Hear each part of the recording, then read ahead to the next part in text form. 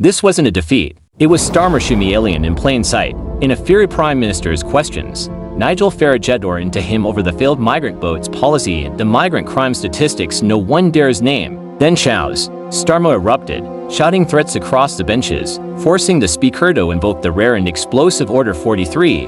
Witnesses say security physical Irameb the Labour leader as MPs roared with applause for Farage. In that moment, the chamber didn't just turn. It felt like Farage had become the leader Britain was waiting for. Now MPs reopenly demanding a snap election of the Prime Minister and even calling for Theking to intervene in the process. That place is rattled. Palace insiders report that King Charles reacted with fury at Starmer's conduct, demanding briefings on emergency precedents as calls for a snap election of the Prime Minister grow louder. The Crown will back Parliament's push for new leadership if the chaos deepens. Senior aides say the King sees this not as politics but as a constitutional crisis. Reform UK's 71st seat majority isn't just holding, it's dominating. And Farage emboldened has renewed his vow to purge Labour influence from Parliament and dismantle the old order that failed Britain. Insiders report that an hour after that, during a closed-door meeting, Starmer fumed. Where did Farage even come from at today's PMs? Complaining that according to briefings, Farage was supposed to be in another part of the country and that no one had warned him about these questions.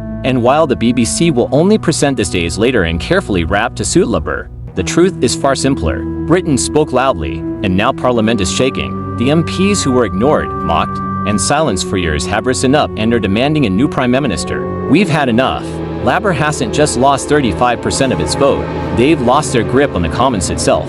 It is reported that a formal petition is already moving through Parliament to trigger a snap leadership vote containing proposals to immediately expel Labour from key committees and strip Starmer of parliamentary privileges. If it reaches 100 signatures, the Speaker must put it to the floor, and if 326 MPs support it, a new Prime Minister will be chosen. Rishi Sunak sharply criticized Labour, accusing Starmer of clinging to power while Britain crumbles. Richard Tye, meanwhile, poured fuel on the fire, declaring that Starmer's days were numbered and the people know it. All signs suggest this threshold is within reach. This isn't just talk anymore, it's the mechanism of change in motion. Starmer, reportedly fuming, is watching this unfold online, unable to stop it. He has now convened an emergency war room with close advisors behind closed doors. Angela Rayner was reported to have appeared visibly upset and refused to comment to waiting reporters. If confirmed, Starmer and the entire Labour leadership will resign immediately and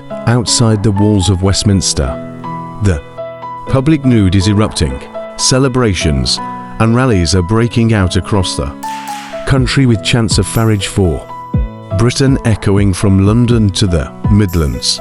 Union Jacks are flying high as people sense that the old order is collapsing and that a new chapter in British politics has begun. According to today's Ipsos polls, Labour has not only lost the working class, the very backbone of its historic base, but has been abandoned by Britain's youth. Support among voters under 25 has collapsed to just 18 more, down from 41% a year ago, while Reform UK has surged to 33% in the same group.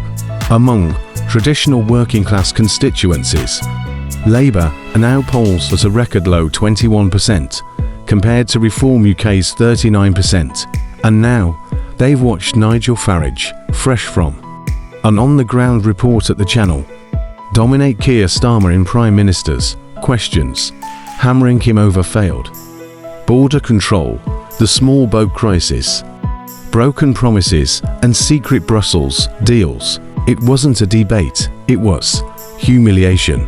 No lobbyists, no BBC approved soundbites, just a working class rebellion rewriting.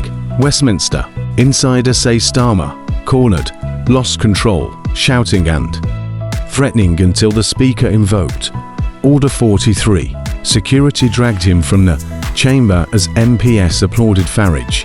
Markets dipped. Reform UK with its 74-seat majority demands Labour's expulsion and snap elections. Insiders say the King backs a reset. From migration to NHS reform, everything is on the table. Reform UK is the government and Farage is becoming the face of national transformation. Palace officials meet hourly with advisors. The establishment resists. But the message is clear. Britain has decided to take itself back.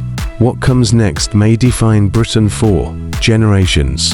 With Starmer's leadership crumbling, Reform UK is reportedly preparing a rapid policy package to address economic stagnation, immigration, enforcement, housing shortages, and energy independence.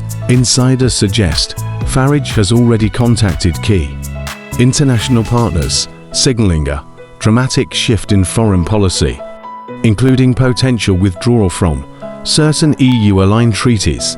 Meanwhile, Labour's internal fractures are widening.